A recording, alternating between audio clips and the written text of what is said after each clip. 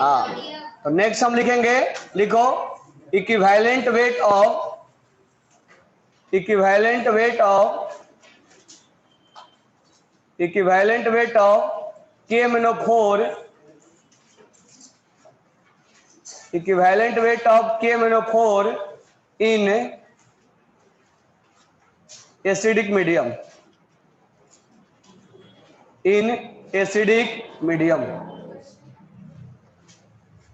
Equivalent weight of KMnO4 in acidic medium. अब ध्यान देना, KMnO4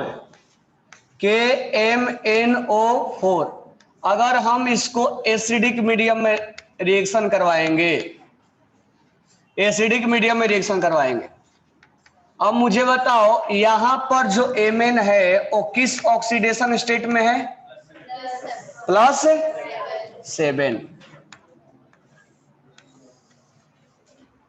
अब ये जो है एसिडिक मीडियम में +7 से ये +2 में जाता है। ये इसको याद रखना पड़ेगा कि एसिडिक मीडियम में +7 से कहां जाता है? +2 में जाता है। तो चेंज इन ऑक्सीडेशन स्टेट कितना आया? 5 का। तो चेंज इन ऑक्सीडेशन स्टेट कितना आया? 5। यानी 5 इलेक्ट्रॉन इसने क्या किया होगा? गेन किया है ना। अब हम निकालेंगे equivalent weight equal to molar mass किसका? KMnO4 का। कितना मोलर मास है? डिवाइडेड बाई, यही हमारा आंसर हो गया।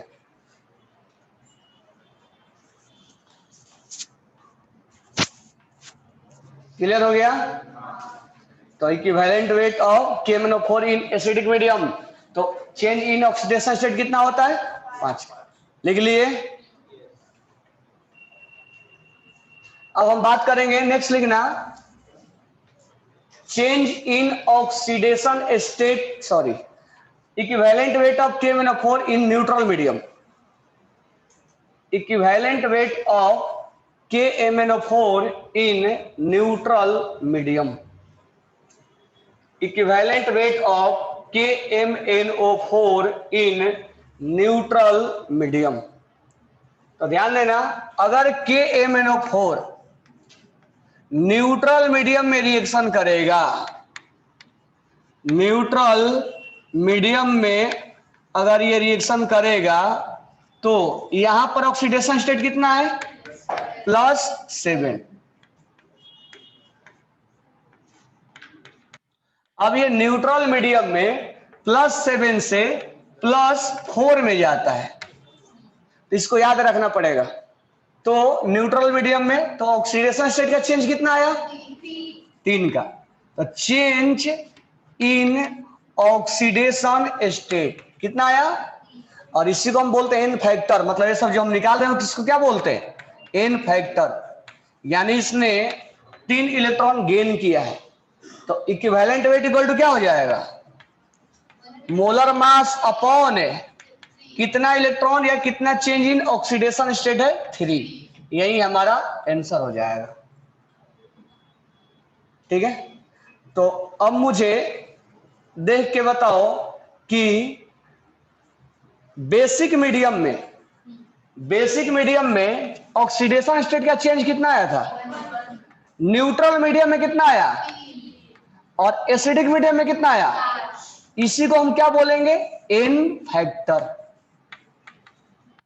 यानी ये चेंज लिखा गया है, यानी चेंज इन ऑक्सीडेशन स्टेट। आगे से याद रखोगे क्योंकि ये फ्रीक्वेंटली पूछा जाता है। BNA, तो बेसिक मीडियम में चेंजेज 1 का, न्यूट्रल मीडियम में चेंजेज, और एसिडिक मीडियम में चेंजेज 5 का। 6 हाँ, सिर्फ Mn का। ये केवल और केवल हम किसके लिए बातें कर रहे हैं? Mn का, दूसरे का नहीं। कल बात बताया था क्या कि मैंने फोरल आज अभी पढ़ा रहा हूं ना? कल नहीं बताया था ना? ये याद रखोगे। अब ये सिर्फ और सिर्फ किसके लिए वैलिड है? Mn का, KMnO4 का। अब हम बात करेंगे इक्विवेलेंट वेट। अब मैं तुम्हें अलग अलग तरीके सिखा रहा हूं कि इक्विवेलेंट वेट अब दूसरे कैसे निकाला जाएगा। तो हेडिंग डालना इक्विवेलेंट वेट फॉर K2Ci2O7। हम रेडॉक्स में ही बात करेंगे लेकिन अलग अलग एग्जांपल ले रहा हूं। तो equivalent weight of K2Ci2O7, equivalent weight of K2Ci2O7। Potassium पर मैग्नेट का हमने देख लिया और ये पोटेशियम डाइक्रोमेट। तो हम तीन मीडियम में देखेंगे। पहला है एसिडिक मीडियम, एसिडिक मीडियम, दूसरा है बेसिक मीडियम, बेसिक मीडियम, और तीसरा है न्यूट्रल मीडियम, न्यूट्रल मीडियम। अब ध्यान देना कि ये बेसिक मीडियम में और न्यूट्रल मीडियम में ये रिएक्शन नहीं देता है, केवल और केवल ये एसिडिक मीडियम में रिएक्शन देता है।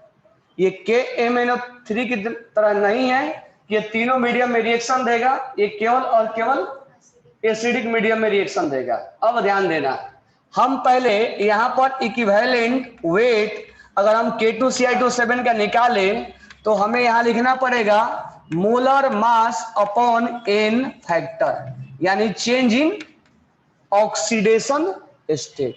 यही होगा ना, molar mass upon change in oxidation, change in oxidation state, that is known as N factor. अब ध्यान देना, अब हम बात करते हैं कि K2Ci2O7 अपना ये रिएक्शन कैसे दिखाता है। K2Ci2O7 ये एसिडिक मीडियम में अपना रिएक्शन कैसे दिखाए। तो मुझे पहले ये बताओ कि यहां पर क्रोमियम का ऑक्सीडेशन स्टेट कितना है। What will be oxidation state of chromium in K2Ci2O7? कितना है? निकालने आता है ना, निकाल लो, निकाल के बताओ जल्दी से कितना आ रहा है, निकालो Jitesh.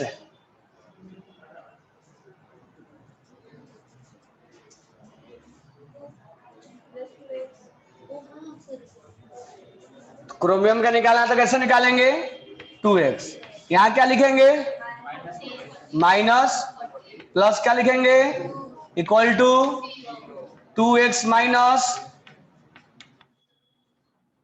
2x equal to x equal to chromium का ऑक्सीडेशन स्टेट कितना आएगा, ध्यान रखने का, निकालने आता है ना।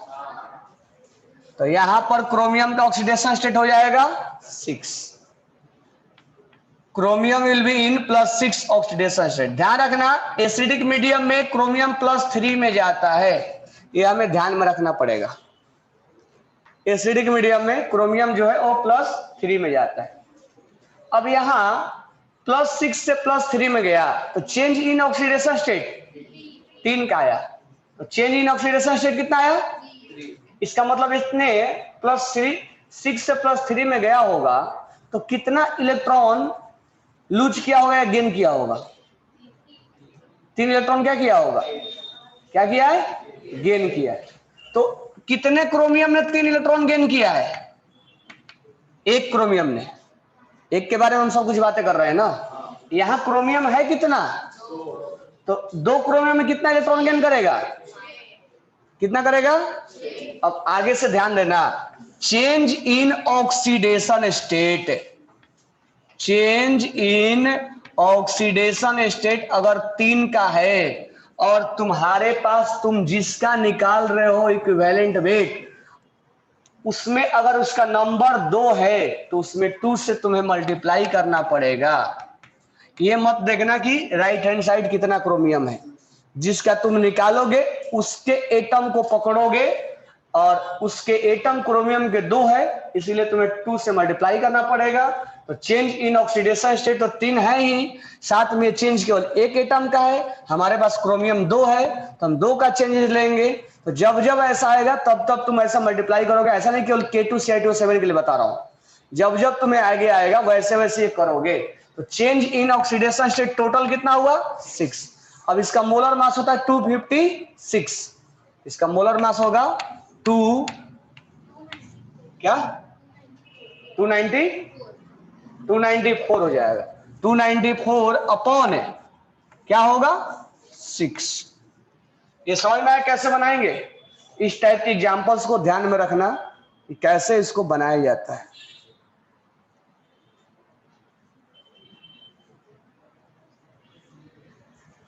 तुम्हें किधर देखना है, जिसका तुम निकालोगे उसके अंदर एटम को देखोगे। अगर उसके अंदर ये नहीं देखना है कि right hand side chromium sir 1 है इधर 2 है, कभी ऐसा आएगा इधर 1 होगा इधर 2 होगा, सर 2 राइट हैंड साइड 2 है इधर तो 1 ही है। तुम जिसका निकालोगे उसमें चेक करोगे, उसके बाद वो क्या हुआ है क्या नहीं उससे कोई लेना देना नहीं है तुम्हें। क्लियर हो गया? चलो हम K-4 के लिए देख लिया हमने, K2CH2O7 के लिए देख लिया। अब हम नेक्स्ट देखते हैं ऑक्जेलेट आयंस। तो लिखना equivalent weight for oxalate ions, equivalent weight for oxalate ions, equivalent weight for oxalate ions। oxalate ions होता है C2O4 -2। एक्चुअली ये जो बना है वो बना है ऑक्जेलिक एसिड से। ऑक्जेलिक एसिड होता है COOH होल ट्वाइस, इसको हम ऐसे भी लिखते हैं ऑक्जेलिक एसिड ऐसा होता है। अब ये जब दोनों अपना इलेक्ट्रॉन लूज कर देता है ये बन जाता है C2 और ये बन जाता है O4 और -2 चार्ज, ये इसको बोलते हैं oxalate ions. This one is known as oxalate ions. अब हम ऑक्जेलेट आयंस अगर हम देखेंगे तो ऑक्जेलेट आयंस C2O4 जब रिएक्शन करने जाता है, ठीक है, तो ये बनता है CO2 बनता है। क्या बनता है? CO2। अब मुझे सबसे पहले तुम ये बताओ यहां के कार्बन का और यहां के कार्बन का ऑक्सीडेशन स्टेट क्या है, दोनों को निकाल के अच्छे से बताओ, सही से निकाल के बताओ। C2 का +5, C2O4 का प्लस अच्छे से निकालो इसका C2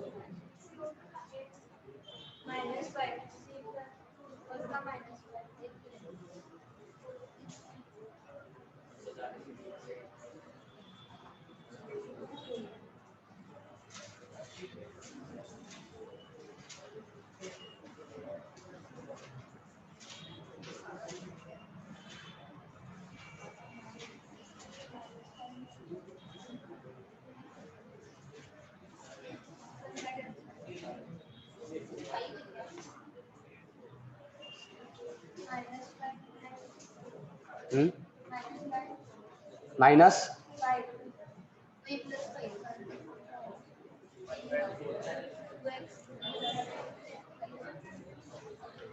कार्बन का निकालना है क्या मान लेंगे,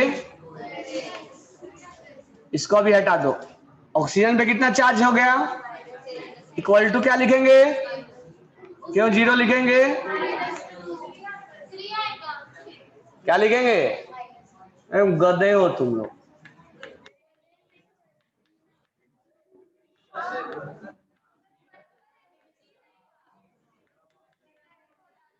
ऑक्सीडेशन स्टेट नहीं निकालने आ रहा है।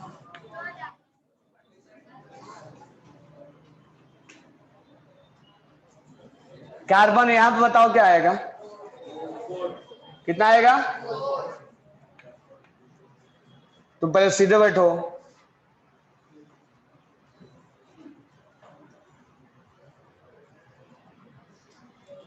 x -4 equal to 0, x equal to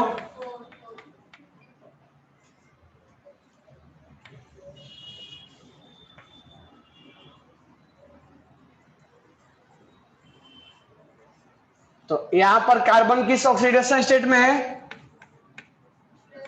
यहां पर किसमें है, चेंज इन ऑक्सीडेशन स्टेट कितना आया, 1 का आया ना, चेंज इन ऑक्सीडेशन स्टेट कितना आया, 1 का। तो लिखेंगे change in oxidation state equal to 1।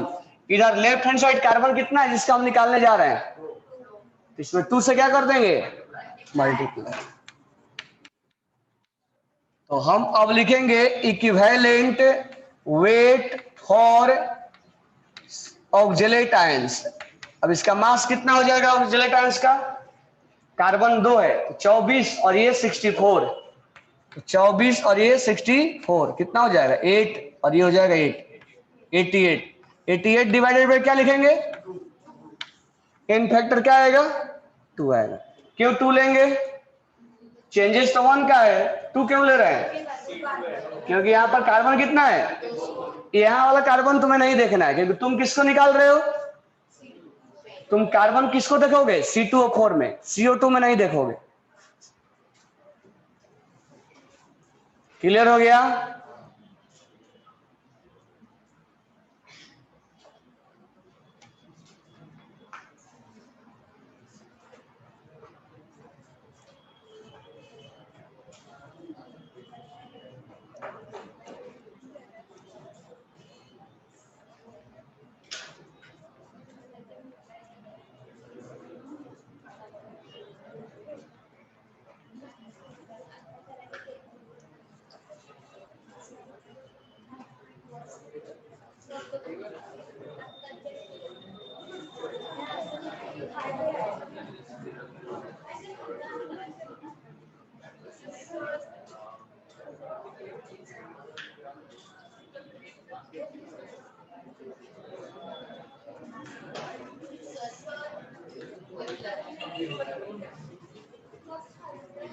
Next लिखना,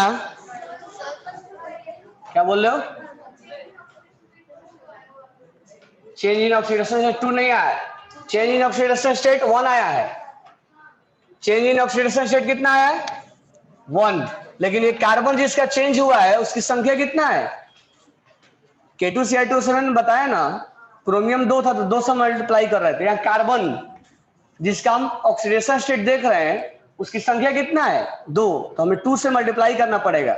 जितना एटम लेंगे उसमें हमें उस एटम से क्या करना पड़ेगा, मल्टीप्लाई। अगर 1 रहा तो हमें मल्टीप्लाई करने की कोई नीड नहीं है, 2 है तो 2 करेंगे, 3 है तो, समझ में आया क्या, सिंपल सा है, जितना एटम रहेगा उससे हम मल्टीप्लाई करेंगे। नेक्स्ट एग्जांपल लिखते हैं हम, ध्यान देना यहाँ पे,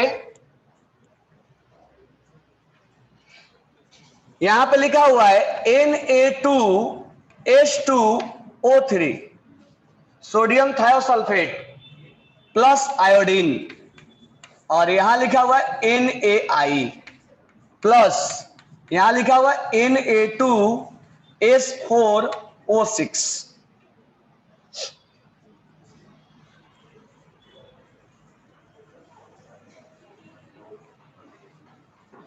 अब मुझे बताना है कि इसका इक्विवेलेंट वेट क्या होगा, इक्विवेलेंट वेट ऑफ Na2H2O3, और हमें बताना है इक्विवेलेंट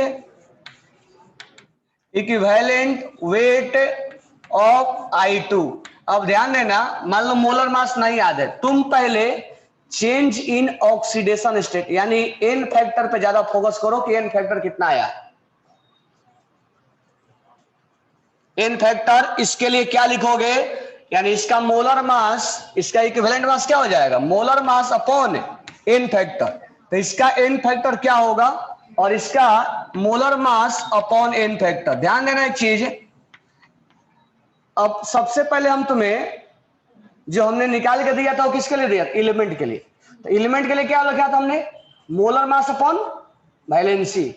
आयंस के लिए क्या लिखा था, मोलर मास अपॉन चार्ज। और एसिड के लिए क्या लिखा था, मोलर मास अपॉन बेसिसिटी। और बेस के लिए क्या लिखा था, मोलर मास अपॉन एसिडिटी लिखा था।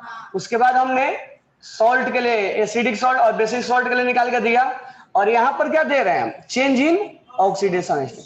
तो हम वैलेंसी, कभी वैलेंसी लिखे कभी आयंस लिखे, कभी बेसिसिटी लिखे, कभी हम एसिडिटी लिखे, कभी हम चेंज इन ऑक्सीडेशन स्टेट लिखे, सबको मिला के क्या एक नाम दिया जाता है? N factor. सबको मिला के कॉमन नेम दे दिया जाता है कि एन फैक्टर है वो। समझ में आ गया? यानी एसिड के केस में पूछा जाए कि एन फैक्टर निकालो, इसका मतलब तुम्हें ये देखना है कि वहां बेसिसिटी निकालना है, यानी कितना H प्लस लूज किया ये निकालना है। बेस के केस में पूछा कि एन फैक्टर निकालो, या इसका मतलब OH कितना उसने लूज किया, यानी एसिडिटी निकालना है। अगर रेडॉक्स में पूछ दिया कि एन फैक्टर निकालो, यानी चेंज इन ऑक्सीडेशन स्टेट निकालना है। निकालते समय ध्यान रखना है कि वो एलिमेंट जिसका हम निकाल रहे हैं उसकी संख्या 1 है या 2 है या 3 है। जितना चेंज इन ऑक्सीडेशन स्टेट होगा उसमें अगर 1 है तो 1 से मल्टीप्लाई, 2 है तो 2 से, 3 है तो 3 से, उसी को हम एक कॉमन नेम देते हैं एन फैक्टर। क्लियर हो गया? तो मुझे ये बताओ यहाँ पे कि यहां पर एन फैक्टर बोले तो चेंज इन ऑक्सीडेशन, तो यहां पर मैं अंडरलाइन कर दे रहा हूं, तुम सल्फर का चेक करो कि क्या सल्फर का ऑक्सीडेशन स्टेट चेंज हुआ है कि नहीं। यानी तुम इससे इसको चेक करो, या मैं इस रिएक्शन को अलग अलग कर दे रहा हूं। यहां से मैं इस रिएक्शन को हटा रहा हूं और यहां पर अलग अलग लिख रहा हूं, और इस रिएक्शन को मैं यहां पर I2 लिख दे रहा हूं और यहां पर I माइनस लिख दे रहा हूं। अब तुम मेरे को बता के बताओ कि दोनों जगह इक्विवेलेंट वेट कैसे निकालेंगे। इक्विवेलेंट वेट ऑफ आयोडीन, यानी यहां पर molar mass upon N factor, इसके लिए निकालना है। तो एन फैक्टर यानी चेंज इन ऑक्सीडेशन स्टेट क्या लोगे? मैं दोनों रिएक्शन को अलग अलग कर दिया, इसमें कोई नीड नहीं है कि रिएक्शन बैलेंस होना चाहिए, क्या होना चाहिए। अब तुम यहां पर बताओ सल्फर का ऑक्सीडेशन स्टेट कितना चेंज हुआ है। तो पहले तुम ऑक्सीडेशन स्टेट निकालोगे, और ऑक्सीडेशन स्टेट तुम्हें निकालने आता है कि नहीं आता है? नहीं आता सर फोड़ देंगे। तो ध्यान रखना, 1 बाय 1 करके बोर्ड पे बुलाएंगे ऑक्सीडेशन स्टेट निकालने के लिए, क्योंकि अभी ऑक्सीडेशन स्टेट का जब रिवीजन करवाऊंगा तो 1 बाय 1 बोर्ड पे एक साथ 4 स्टूडेंट यहाँ होंगे, सब ऑक्सीडेशन स्टेट निकाल के बताओगे। कितना आएगा? -2 आता है, किसी का +2 आता है। कितना आता है? -2। देख लेते हैं कितना आ रहा है। सल्फर कितना है यहाँ पे? क्या मान लेंगे? -6 प्लस सोडियम का क्या होगा? सोडियम पे चार्ज क्या होता है? कल ही ना बताया था, अल्कली मेटल में क्या होता है? +1। सोडियम है कितना? कितना होगा? Equal to x equal to 2x - 4। तुम लोगों का आंसर कितना आ रहा था? आ रहा था। अच्छा, और यहां पर सल्फर का कितना है? क्या मानेंगे यहाँ पे?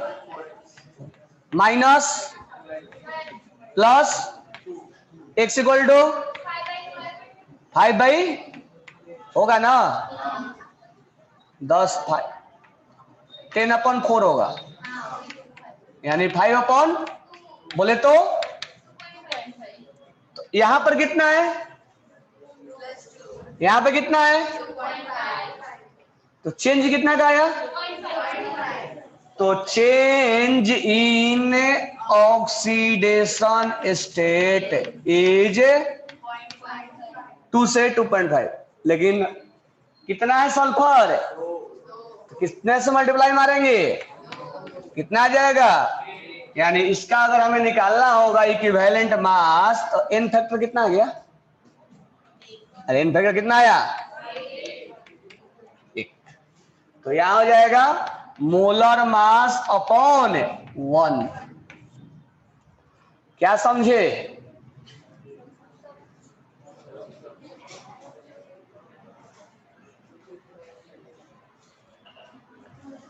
Change in oxidation state into जितना एटम होगा उतने से हमें क्या करना पड़ेगा? मल्टीप्लाई करना पड़ेगा। समझ में आया क्या?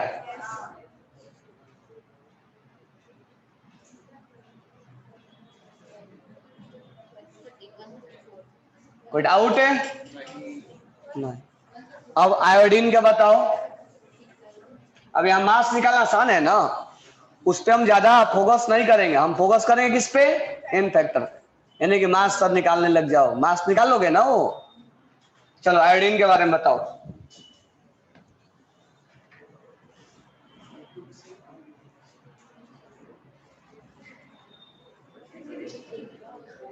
चलो मेरे को ये बताओ, यहाँ पर आयोडीन का ऑक्सीडेशन स्टेट कितना है, यहाँ पर आयोडीन का ऑक्सीडेशन स्टेट कितना है,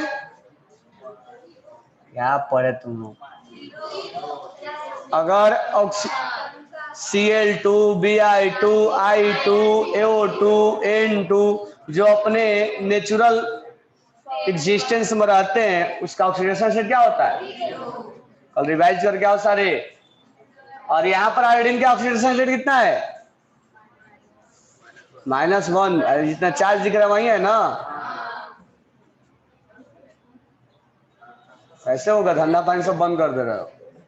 तो चेंज इन ऑक्सीडेशन स्टेट कितना आया, 1 से कहा गया, 0 से कहा गया, चेंज कितना आया 1 का, माइनस नाम नहीं लेंगे, चेंज कितना आया। तो change in oxidation state, change in oxidation state 1, minus नहीं लेंगे। लेकिन आयोडीन है कितना, इधर मत देखना, जिसका निकालना उसको देखेंगे। तो कितना आ जाएगा एन फैक्टर, एन फैक्टर आ जाएगा 2, आएगा नहीं आएगा। अब ये जब निकल गया तो इक्विवेलेंट मास निकालने में क्या है, इक्विवेलेंट मास निकल जाएगा ना, इसका molar mass divided by 2। Main हमारा फोकस क्या आएगा, एन फैक्टर कैलकुलेशन पे। क्या समझ में आया, क्या समझ में आया, क्या समझ में आया।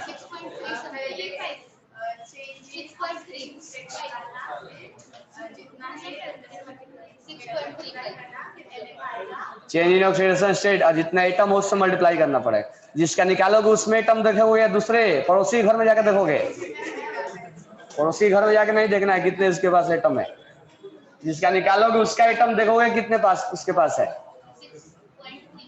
कोई डाउट नहीं है ना।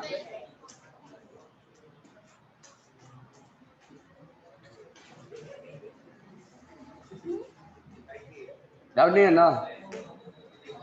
चलो अब नेक्स्ट एक एग्जांपल लेते हैं और ध्यान देना।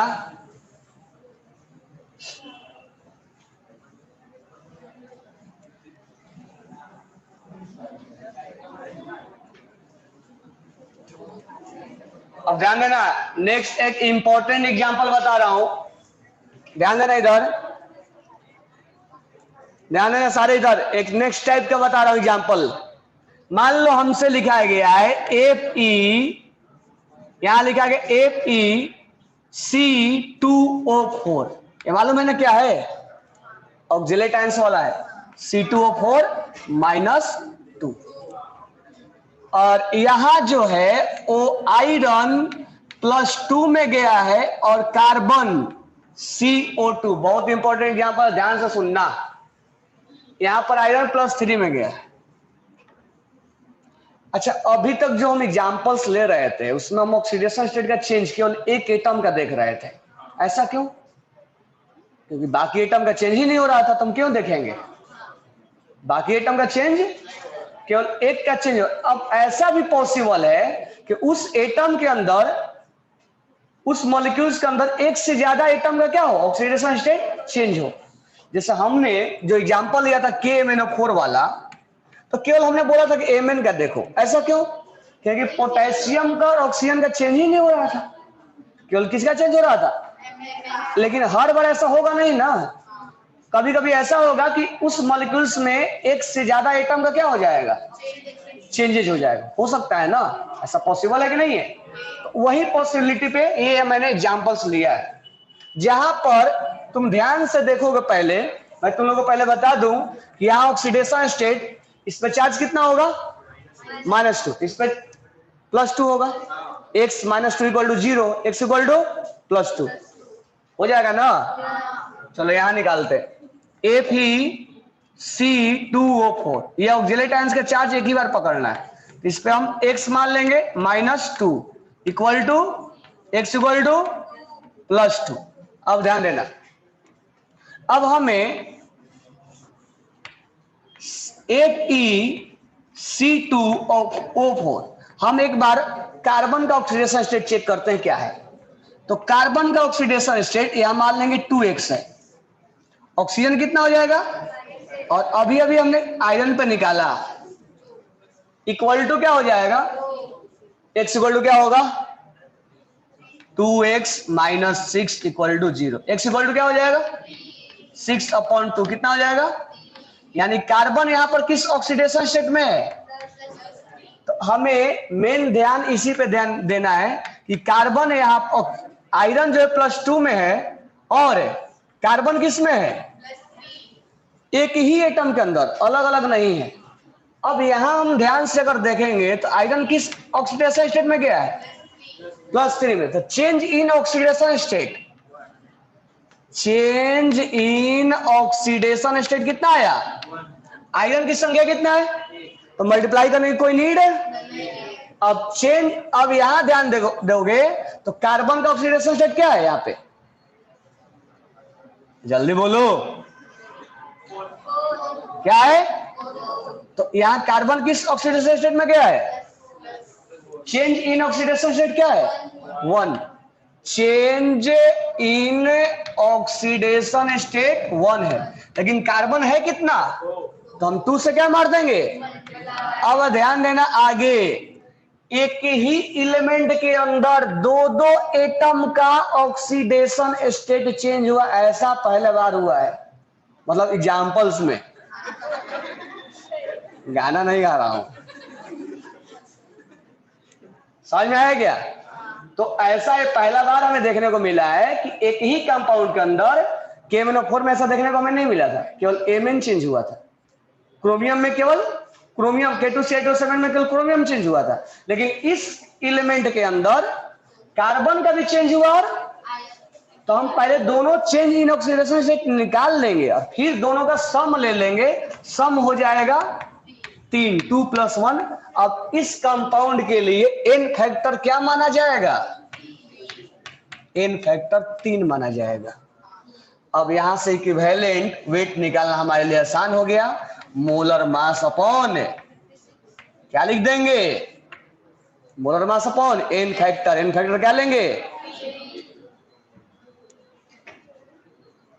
कैसे समझ लो, समझ लो सगड़े।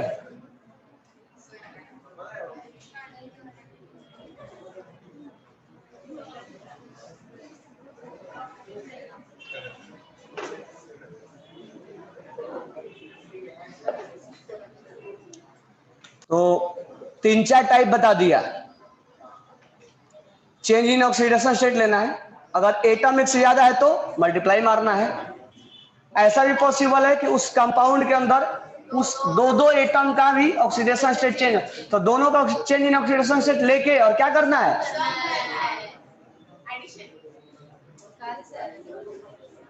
विशेष बात है क्या, नहीं ना। चेंज इन क्या लेना है, समझ में आ गया ना, दोनों का क्या कर देना है, सम।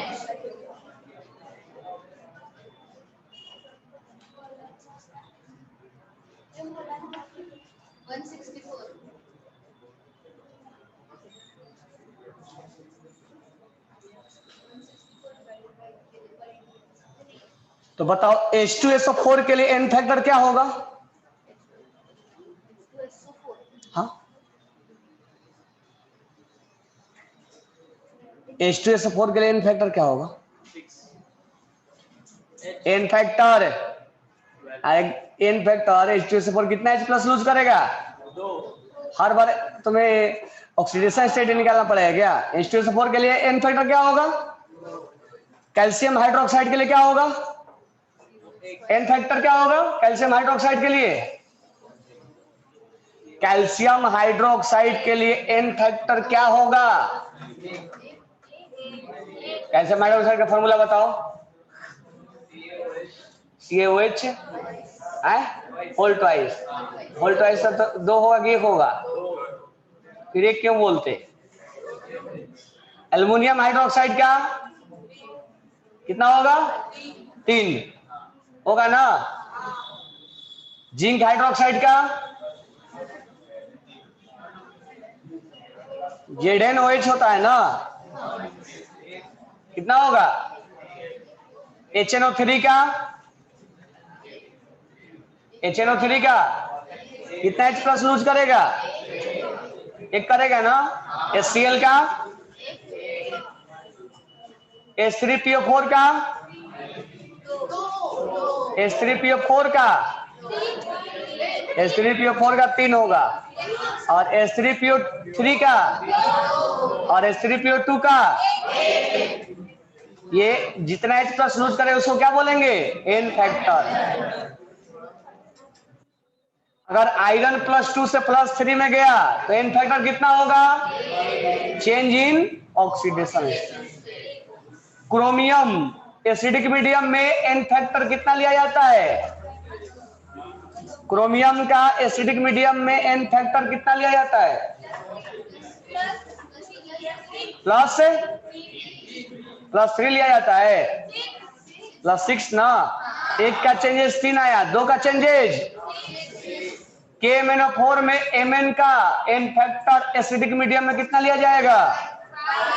बेसिक मीडियम में और न्यूट्रल मीडियम में। ट्रिक क्या बोला?